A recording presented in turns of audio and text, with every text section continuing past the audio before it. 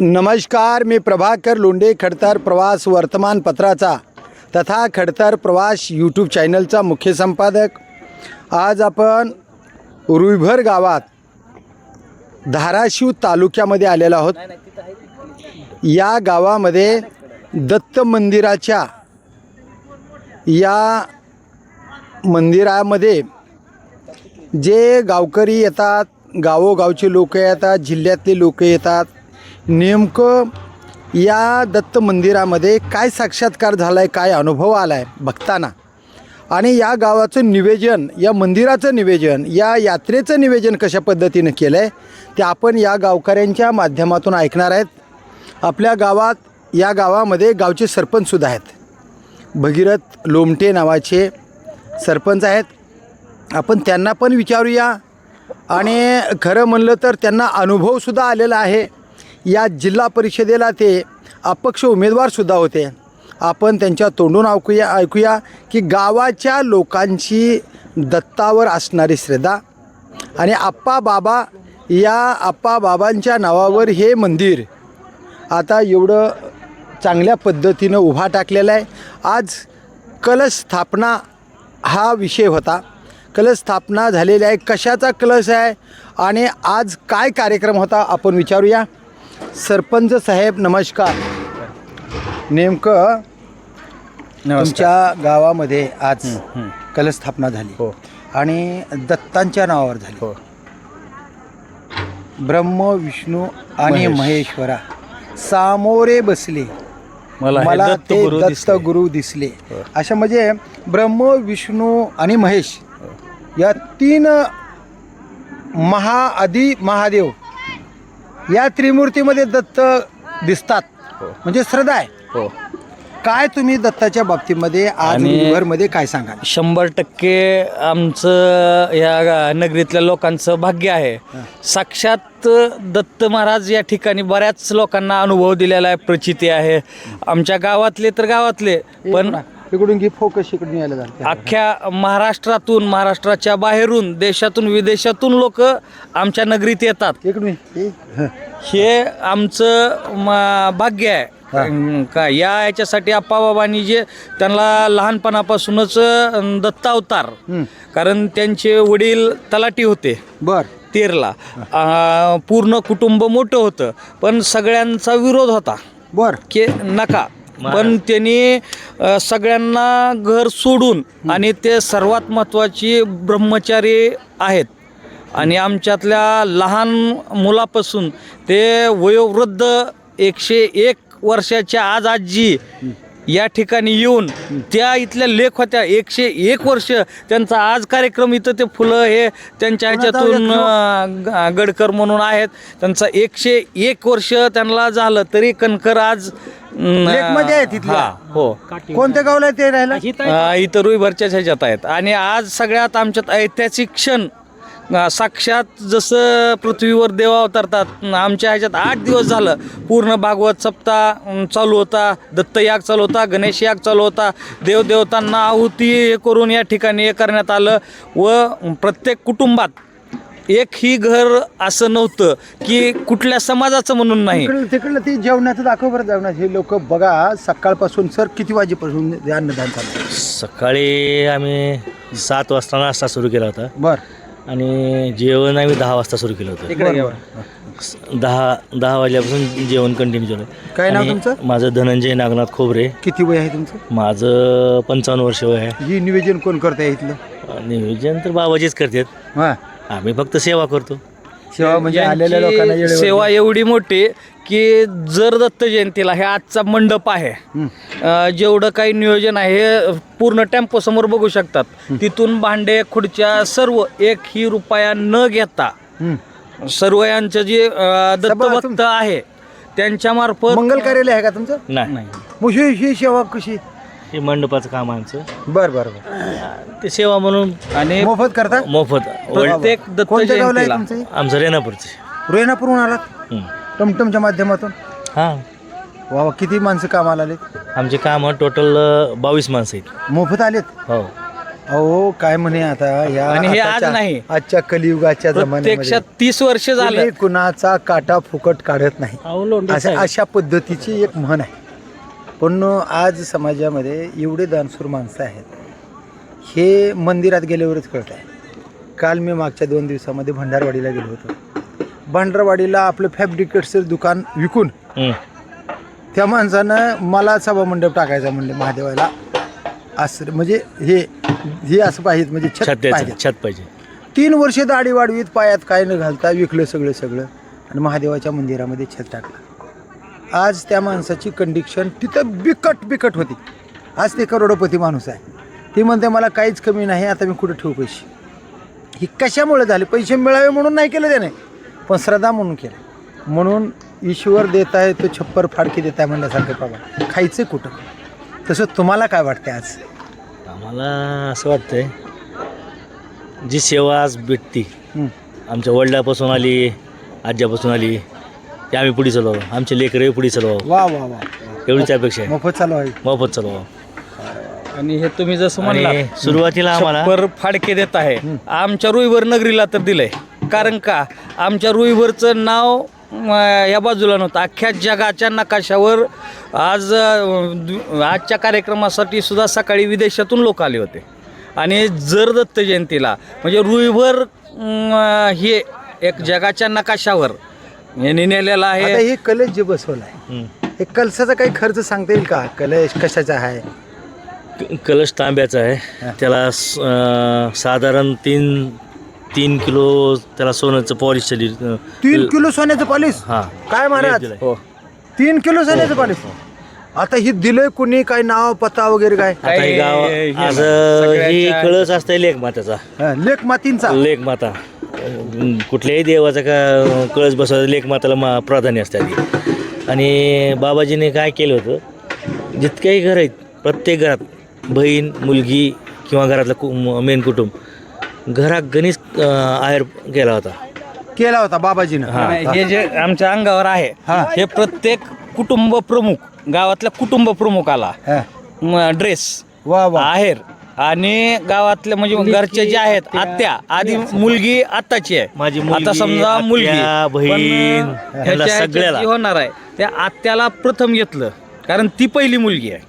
आत्या ही घरातली गावातली पहिली मुलगी आणि दुसरी मुलगी म्हणजे या यंग जनरेशन मधली मुलगी. वा. त्याच्यामुळं आत्या मुली आज आमच्यात गावात आयुष्यातली पहिल्यात सगळ्यात मोठी दिवाळी झाली असेल. कारण पहिल्यांदा जुनं जसं होतं की मुली हे दिवाळीला यायच्या.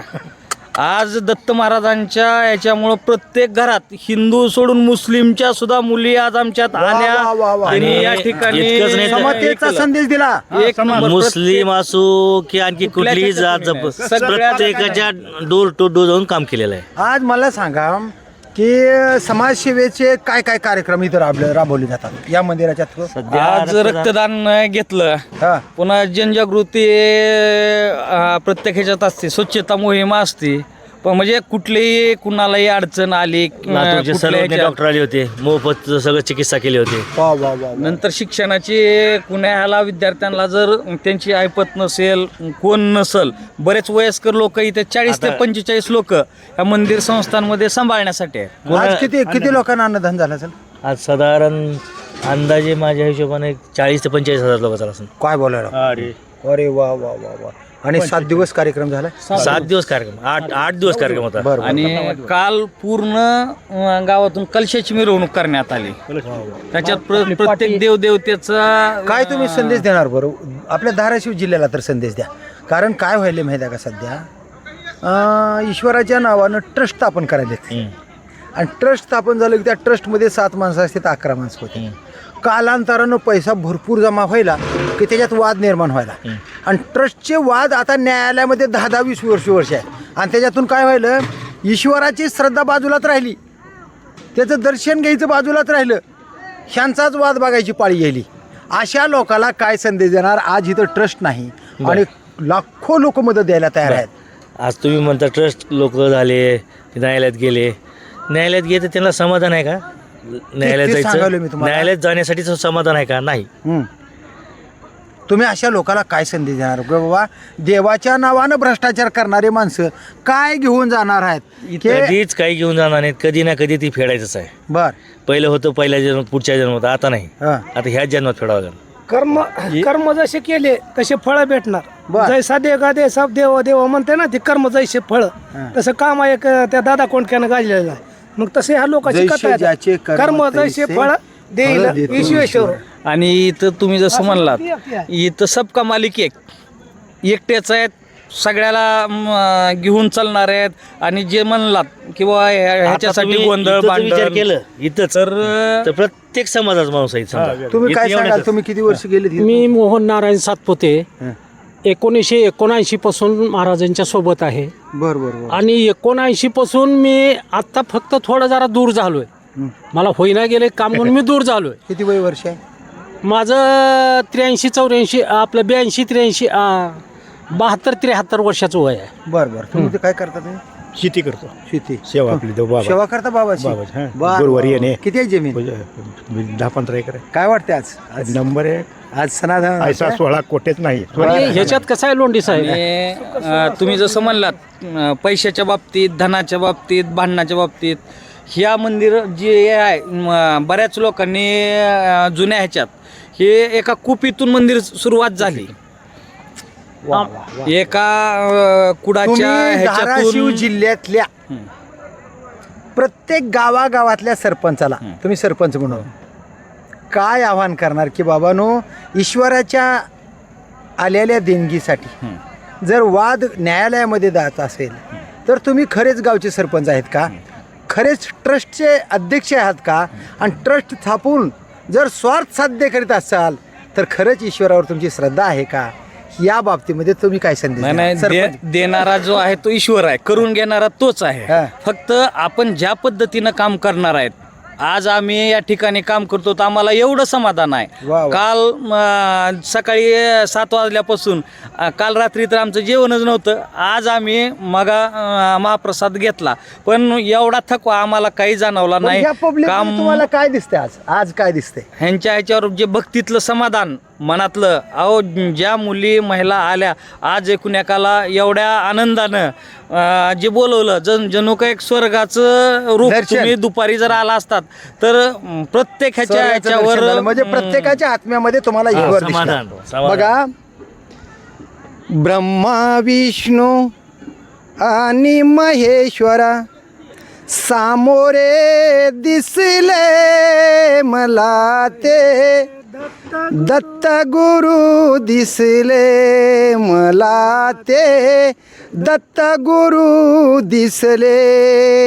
हे दत्त गुरु आज रुईभरमध्ये मला प्रत्येक माणसांच्या शरीरामध्ये दत्तगुरू दिसले असं भावी भक्ताचं आणि रुईभरच्या सरपंचाचं आम्हाला तर सहवास जाणवला. दिसले नाही आम्हाला, त्यांच्या सहवासात राहता आलं हे आमचं अहोभाग्य वा, आहे. वा, वा. आणि दुसरी गोष्ट म्हणजे या मंदिरासाठी आजपर्यंत त्यांनी मला ह्या मंदिरासाठी 1 रुपया द्या असं कधीच कुणाला मागितलेलं नाही. वा, हे जेवढं काम झालं, ह्या जी आपलं समोरची इमारत दिसते भक्त निवास, माझ्या समोरचा अनुभव आहे. मुस्लिम समाजाचे हैदराबादचे सिमेंट कंपनीचे मालक.